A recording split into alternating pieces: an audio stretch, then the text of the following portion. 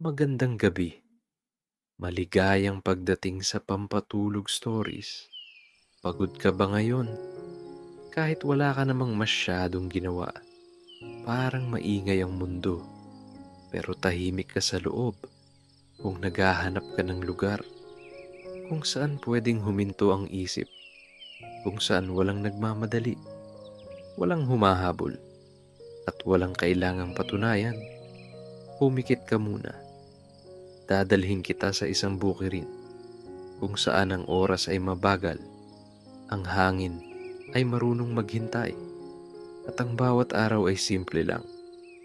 Ito ang kwento ni Lolo Isko at ng kanyang apo na si Junjun, isang kwento ng bakasyon sa bukid ng mga hayop na parang pamilya, ng pagtatanim, ng paghihintay, at ng mga araw na tahimik pero sapat. Kung pagod ang isip mo, hayaan mo itong magpahinga.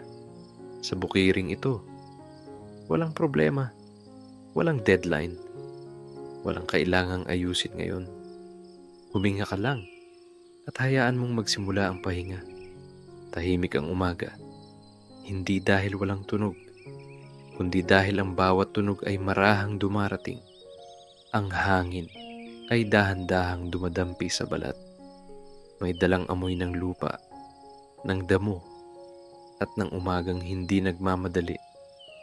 Sa dulo ng makitid na daan, naroon ang bukirin ni Lolo Isko, isang lugar na parang humihinga ng mas mabagal kaysa sa mundo sa labas. Dumating si Junjun, isang teenager na sanay sa ingay ng lungsod, sa busina, sa notifications, at sa mga araw na laging may hinahabol. Pagbaba pa lang niya, napahinto siya, tumingin sa paligid, at bahagyang napangiti. Lo, parang nakamute yata dito ang mundo. Ngumiti si Lolo Isko, yung nangiting hindi nagmamadali sumagot. Yung ngiting sanay na sa katahimikan. Dito sa bukirin, walang kailangang patunayan, walang kailangang habulin, walang kailangang ayusin agad. May tunog ng manok sa malayo, may kaluskos ng dahon, may tahol ng aso na parang masaya lang na may dumating. Huminga ng malalim si Junjun, at sa unang pagkakataon matapos ang mahabang panahon, hindi niya naramdaman ang bigat ng isip. Parang may iniwang problema ang katawan niya. Sa labas ng bukid, parang may kusang nagsabing, "Dito, pwede kang magpahinga." Ang bukirin ni Lolo Isko ay hindi malaki, pero sapat para sa katahimikan. Sapat para sa mga kwento. Sapat para sa mga araw na walang oras. Dito, ang oras ay hindi kalaban. Ito ay kasabay lang. At habang papasok sila sa bakuran, hindi pa alam ni Junjun na sa mga susunod na araw, matututo siyang mabuhay ng mas simple, mas mabagal, at mas payapa. Dito, sa tahimik na pagdating, nagsisimula ang pahinga. Pagpasok pa lang ni Junjun sa bakuran, agad siyang sinalubong ng isang masiglang tahol, isang aso, umiikot, tumatakbo, at parang mas masaya pa kaysa sa mismong bisita. Lo, parang mas excited pa yata siya kaysa sa akin. Tumawa si Lolo Isko, yung tawang hindi malakas, pero ramdamang saya. Ayan, kilala ka na niya. Hindi pa man nakakahinga ng maayos si Junjun. May narinig na naman siyang ibang tunog. May baboy na parang may reklamo sa mundo. Grunt ng grunt. Parang nagrereklamo kung bakit hindi pa oras ng pagkain. Lo, bakit parang galit yung baboy? Hindi siya galit. Gutom lang talaga siya palagi. Sa gilid, may mga manok. Naglalakad na parang may importanteng meeting. Tila ba bawat hakbang ay may agenda. May isang pusa, nakahiga sa lilim. Nakatingin lang. Parang siya ang totoong may-ari ng bukirin. Lo, bakit parang mas boss pa yung pusa? Hayaan mo na. Siya talaga ang amo dito. Sa may bandang likod, naroon ang kalabaw. Tahimik, mabagal, parang iniisip ang mga bagay na hindi kailanman minamadali. May mga kalapati, payapang nagpapahinga, walang ingay, walang drama. May kuneho na biglang tatalon, tapos biglang titigil. Parang nagugulat din sa sarili niyang galaw. Napatingin si Junjun sa paligid, napanganga, napangiti. Lo, parang mini zoo yung bukirin mo ah. Ngumiti si Lolo Isko. Dahan-dahan, hindi zoo ito. Bahay ito. Tinuruan niya si Junjun kung paano magpakain. Dahan-dahan, walang sigaw, walang pagmamadali.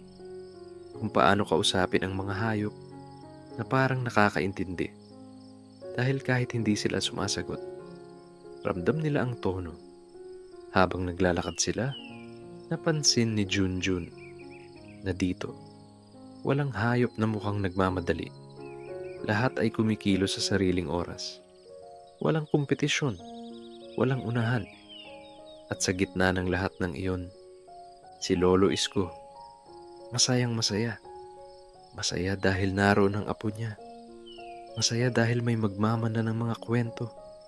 At masaya dahil may kasama na siyang tumawa. Dito sa mini zoo, hindi lang hayop ang inaalagaan, kundi katahimikan, pasensya, at simpleng saya. At habang patuloy ang pag-ikot nila sa bukirin, unti-unting napapansin ni Junjun na hindi pala kailangan ng marami para maging masaya.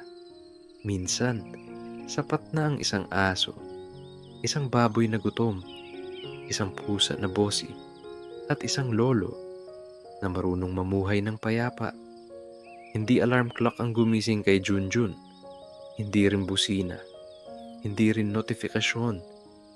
Isang mahinang huni ng ibon, sunod-sunod, parang nag-uusap. Dahan-dahan niyang iminulat ang mga mata. At saglit, nakalimutan niya kung nasaan siya. Walang kisame na puti, walang ilaw na fluorescent. Sa halip, may sinag ng araw na pumapasok sa bintana. Marahan, hindi mapilit. Umupo siya sa kama, nag-inat at napangiti. Lo, ang aga pero parang hindi nakakapagod. Sa labas, naroon na si Lolo Isko. May hawak na walis, mabagal ang galaw, walang hinahabol. Gising ka na pala, sabi niya, na parang hindi rin nagmamadali sa sagot. Sabay silang nagwalis sa bakuran, hindi para matapos agad, kundi para lang gumalaw. May alagang aso, napaikot-ikot, sumisingit sa walis, at minsan, nagpapadapa pa. Lo, parang mas busy pa ito maglaro kaysa magbantay. Tumawa si Lolo Isko. Mahina, pero tuloy-tuloy. Trabaho niya yan, ang maging masaya. Habang nag-aayos sila, napansin ni Junjun na walang nag-uutos, walang nagmamadali. Kung may natapos, ayos. Kung wala, bukas ulit. Ang umaga sa bukirin, hindi nakikipag-unahan sa oras. May amoy ng damo, may hamog sa lupa, at may katahimikan na parang yakap. Matapos maglinis, umupo muna sila saglit. Walang cellphone, walang TV, tanging tunog lang ng hangin at kaluskos ng mga dahon. Lo, ganito ba araw-araw dito? Oo, at araw-araw, parehong masarap. Napaisip si Junjun. Sa lungsod, ang umaga ay palaging mabilis. Dito, parang pinapahintulutan kang gumising ng buo. Hindi nagmamadali ang katawan, hindi nagmamadali ang isip. At sa unang umaga niya sa bukirin, nararamdaman niyang parang mas humaba ang oras. Hindi dahil dumami ang ginagawa, kundi dahil nabawasan ang iniisip. Pagkatapos ng umaga, tinawag ni Lolo Isko si Junjun.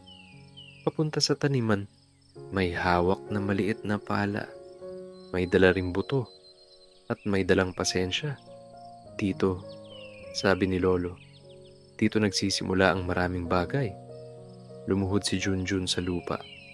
Una niyang napansin, hindi malamig, hindi mainit. Sakto lang. Tinuruan siya ni Lolo Isko kung paano humawak ng lupa. Hindi madiin, hindi padalos-dalos. Kapag minadali mo, hindi tutubo. Nagtanim sila ng kamatis, talong, okra, isa-isa. Walang minamadali.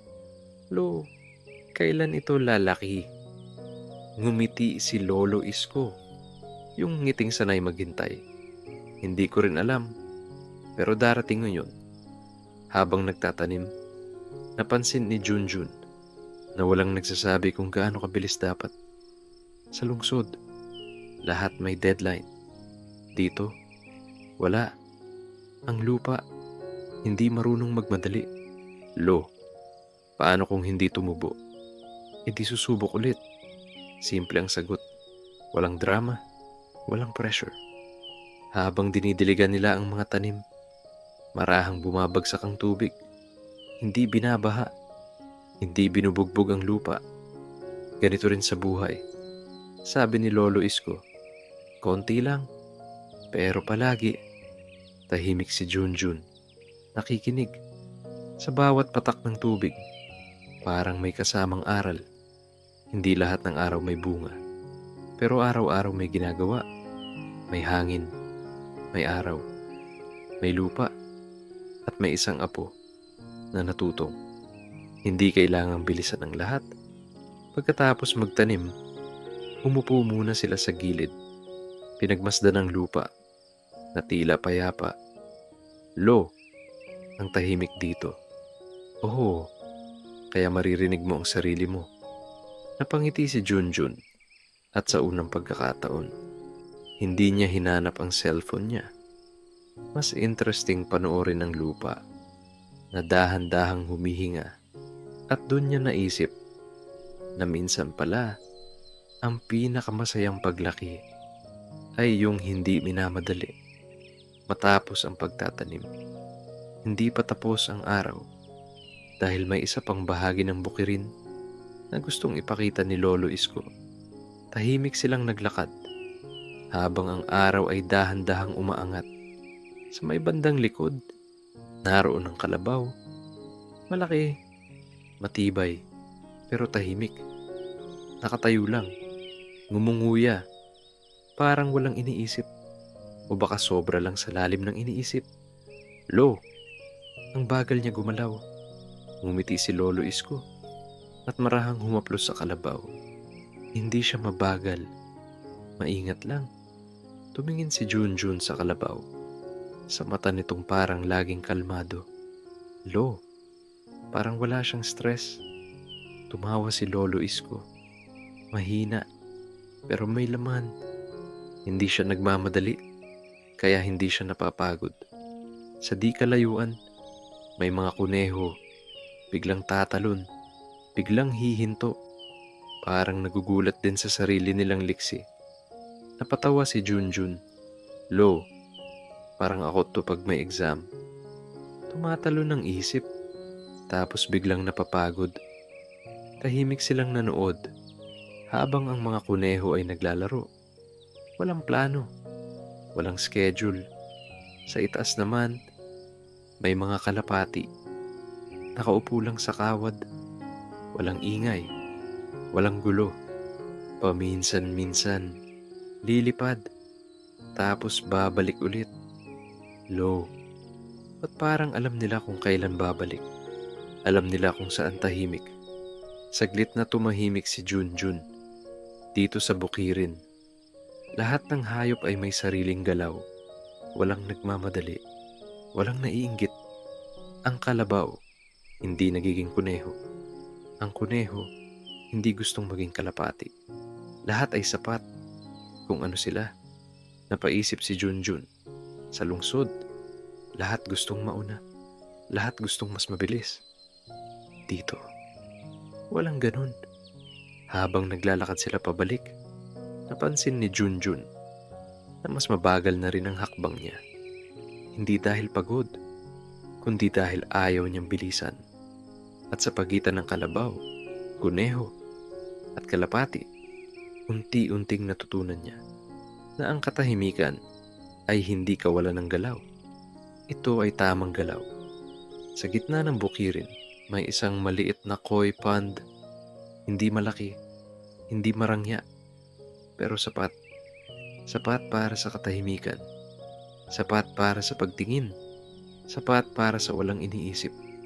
Umupo si Junjun sa gilid, kasama si Lolo Isko. Walang nagsalita. May mga isda, dahan-dahang lumalangoy. Paikot-ikot. Walang direksyon. Pero parang alam nila kung saan sila pupunta. Lo. Parang hindi sila nagmamadali. Hindi. Dahil alam nilang nandyan lang ang tubig. Pinagmasdan ni Junjun ang galaw ng koi. Walang biglang liko. Walang banggaan. Kung may dumaan, iiwas. Kung may space, doon dadaan. Tahimik. Simple. Napansin niyang, habang mas matagal siyang nakatingin, mas bumabagal ang paghinga niya. Parang nakikisabay sa galaw ng tubig. Lo, pwede pala to. Alin? Walang ginagawa. Pero okay lang. Ngumiti si Lolo Isko. Hindi lahat ng pahinga. Nakahiga. May mahinang simoy ng hangin. May tunog ng dahon.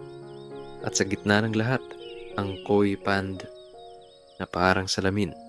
Sa ibabaw nito, makikita ang langit. Sa ilalim, makikita ang mga isda. At sa pagitan, ang katahimikan. Dito, walang tanong, walang sagot. Tanging paghinga lang. At pagtingin, saglit na pumikit si Junjun. At nang muli niyang iminulat ang mata, parang mas malinaw ang paligid. Mas maliwanag, mas magaan. Lo, kaya pala gustong-gusto mo dito. Oo, dito kasi, nakikinig ang mundo. Hindi na sumagot si Junjun.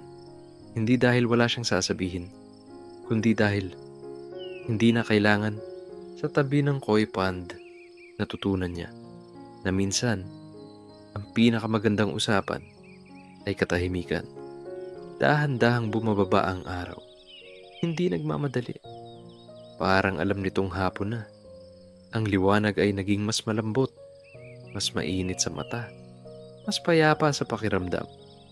Sa gitna ng bukirin, hawak ni Junjun ang saranggula. Makukulay ang papel, mahaba ang buntot, at may bahagyang gusot. Dahil hindi rin ito perpekto. Lo, ganito ba talaga to? Tumawa si Lolo Isko. Mahina, pero tuloy-tuloy. Hindi kailangang tuwid palagi. Basta marunong kang sumabay sa hangin. Tumakbo si Junjun. May konting sablay. May konting tawa. Sa unang bitaw, bumagsak ang saranggola. Sa ikalawa, bahagyang umangat. Sa ikatlo, lumipad. Napahinto si Junjun. Nakatingala. Ang saranggola. Sumasabay sa hangin. Hindi lumalaban. Lo! Ang sarap pala nitong panoorin. Nakaupo si Lolo Isko sa gilid. Nakasandal sa tuhod. Nakangiti. Masaya. Dahil masaya ang apo niya. Habang tumataas ang saranggola, mas bumabagal ang oras. Walang nagmamadali. Walang tumatawag. May tawa. May hangin. May hapon. Paminsan-minsan, hinihila ng hangin ang saranggola at pinapakawalan ulit. Lo, parang buhay to ah. Oo, kapag masyado mong hinigpitan, babagsak. Tahimik silang nagmasid. Sa impapawid, ang saranggola ay malaya. Sa lupa, si Junjun ay payapa. At sa hapon na yon, natutunan niyang hindi kailangang palaging kontrolado ang lahat. Minsan, sapat na ang magtiwala sa hangin. Habang papalapit ang dapit hapon, tinawag ni Lolo Isko si Junjun. Halika, may isa pa tayong pupuntahan. Naglakad sila patungo sa sapa. Tahimik. May tunog ng tubig, hindi malakas, Hindi rin mahina, sakto lang. Umupo sila sa tabing sapa, may hawak na simpleng pamingwit. Lo, paano kung wala tayong mahuli?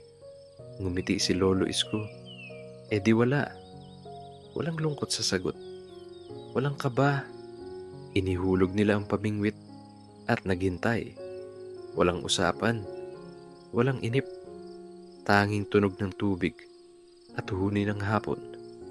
May sandaling gumalaw ang pamingwit. Napatingin si Junjun. Napangiti. Lo, gumalaw. Hintay lang. Saglit. May nahuli. Maliit. Sapat lang. Napatawa si Junjun. Lo, parang mas masaya to kaysa sa games. Dahil hindi ka hinahabol ng oras. Matapos mangisda, nakaupo pa rin sila. Pinagmasdan ng agos. Lo, ba't parang pagod ang tubig? Hindi pagod. Naglalakbay lang. Tahimik si Junjun sa agos ng sapa. May mga dahon. May mga sangha. Lahat dumaraan. Walang bumabalik. Parang mga problema. Kapag hinayaan mo, lalampas din habang lumalalim ang hapon. Unti-unting dumilim ang paligid. May dala silang isda, pero mas marami silang dala. Mga sandaling hindi kailangang ipaliwanag. Sa tabing sahpa, natutunan ni Junjun na ang paghihintay ay hindi sayang. Ito ay pahinga.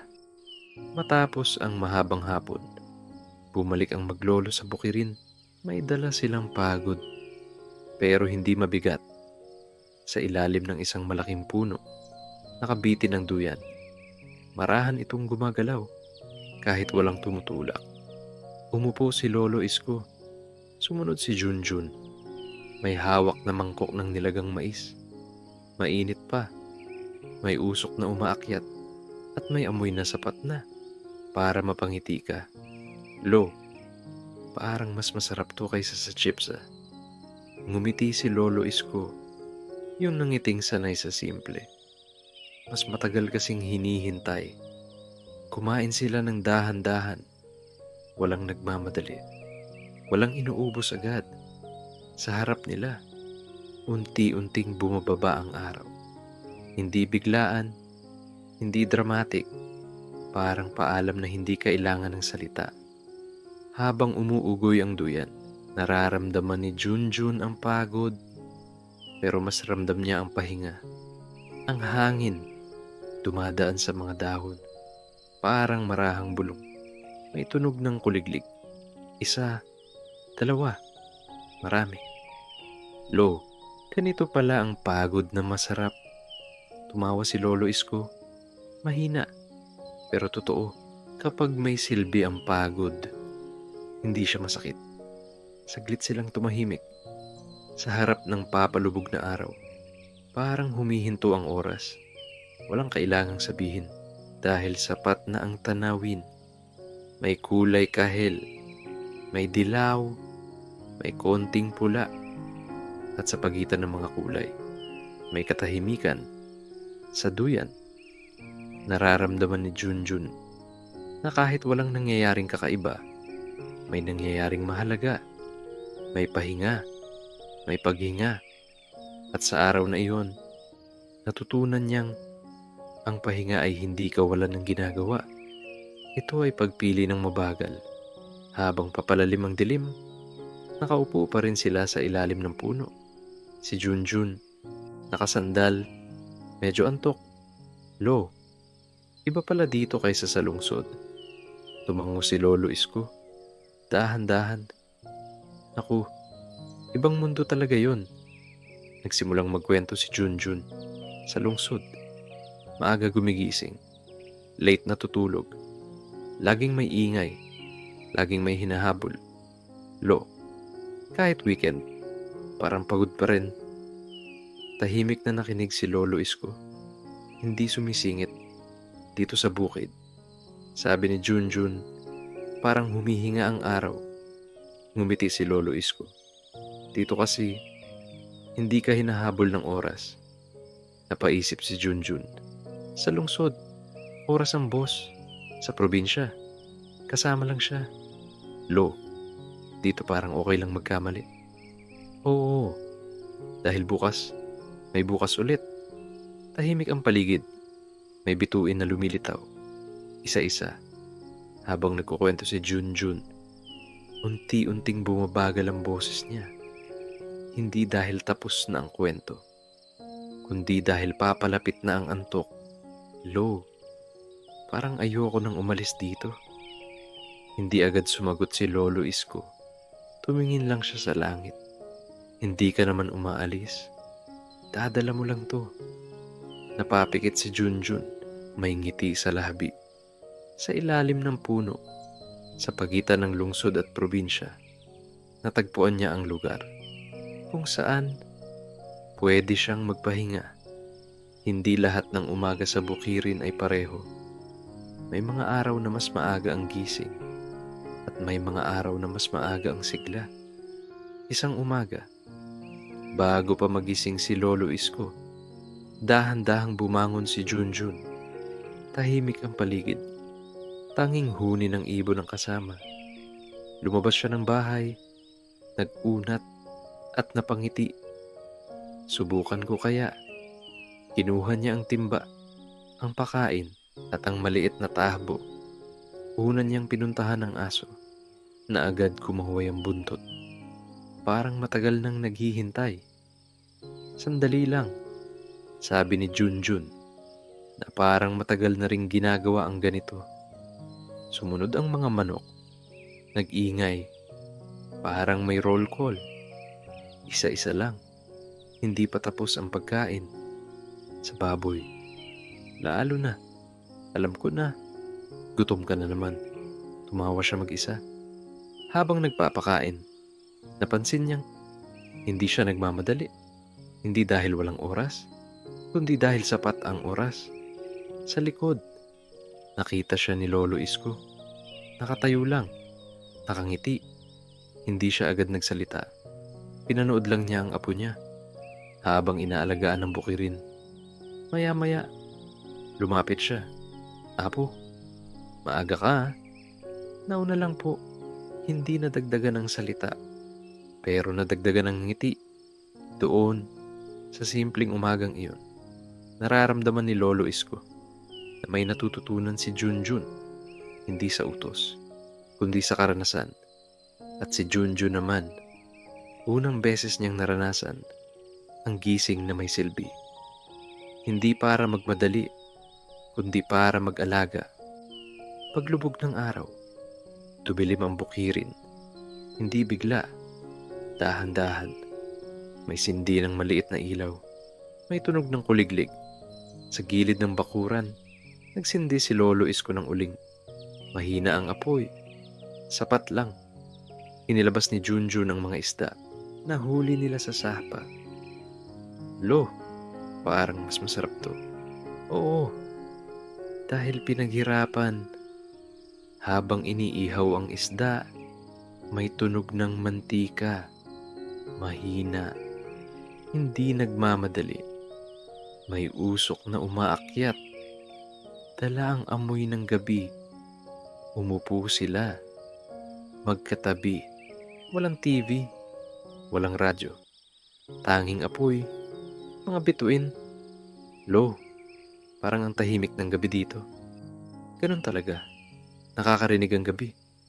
Napangiti si Junjun. Habang kumakain, may kwentuhan. Hindi mahaba, hindi rin seryoso. May konting biro, may konting tawa. Lo, yung baboy kanina, parang galit pa rin. Tumawa si Lolo Isko. Ganyan talaga yon. May personality. Habang lumalalim ang gabi, unti-unting bumabagal ang usapan. Hindi dahil wala nang sasabihin, kundi dahil sapat na ang katahimikan. May hangin, may bituin, at sa ilalim ng langit, magkatabi ang maglolo. Masaya, payapa. Sa gabing iyon, hindi kailangan ng malalaking kwento. Sapat na ang ihaw, ang tawa, at ang katahimikan. Dumating ang mga araw na parang mas makulay ang bukirin, mas luntian ang mga dahon, mas mabigat ang mga bunga.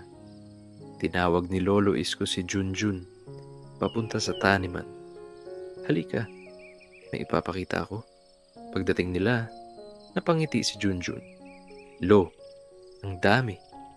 May kamatis na mapula at bilog. May talong na mabigat sa kamay. May okra na sabay-sabay lumaki. Hindi minadali. Pero dumating, tignan mo. Sabi ni Lolo Isko, kapag hindi mo pinilit, mas masarap ang resulta. Nag-ani sila, isa-isa. Maingat. Hindi inuubos lahat. Sapat lang. Lo, ano gagawin natin sa sobra? Ngumiti si Lolo Isko. Parang matagal nang alam ang sagot. Ibibigay. Naglakad sila sa kapitbahay. May dalang gulay. Walang listahan. Walang sukatan. Isang bungkus dito. Isang supot doon. May ngiti. May pasasalamat. Walang ingay. Lo, parang mas masaya to kaysa kumita. Oo, dahil hindi nababawasan ng saya. Pagbalik nila sa bukirin, magaan ang hakbang. Hindi dahil nabawasan ng ani, kundi dahil nadagdagan ng loob. Umupo sila saglit sa ilalim ng puno. Tahimik, pero busog. Sa araw na iyon, natutunan ni Junjun na ang tunay na sobra ay yung kaya mong ibigay. Gabi na naman sa bukirin. Tahimik ang paligid, parang marahang humihinga ang lupa. Nakahiga si Junjun sa loob ng bahay. Bahagyang bukas ang bintana. Pumapasok ang hangin. May dalang tunog ng kuliglig at amoy ng damo. Sa labas, naroon si Lolo Isko, nakaupo, nakatingin sa langit. Hindi nag-iisa dahil alam niyang naroon ang apo niya. Sa dilim, may mga bituin, isa-isa. Walang nagmamadali. Pumikit si Junjun. Sa isip niya, bumabalik ang araw. Ang saranggola, ang sapa, ang koi pond, ang duyan. Walang problema, walang tanong. Tanging alaala na parang duyan din. Marahang inuugoy ang isip. Lo, bulong niya. Babalik pa ako. Hindi man niya marinig ang sagot. Alam niyang nandyan lang ang bukirin. Hindi umaalis. Hindi nawawala. Kahit bumalik siya sa lungsod, kahit bumilis ulit ang mundo, may isang lugar na mabagal, payapa, at simple. Isang lugar kung saan pwede kang huminga. Sa bukirin ni Lolo Isko. Doon, ang oras ay hindi humahabol. Ang problema ay hindi sumisigaw.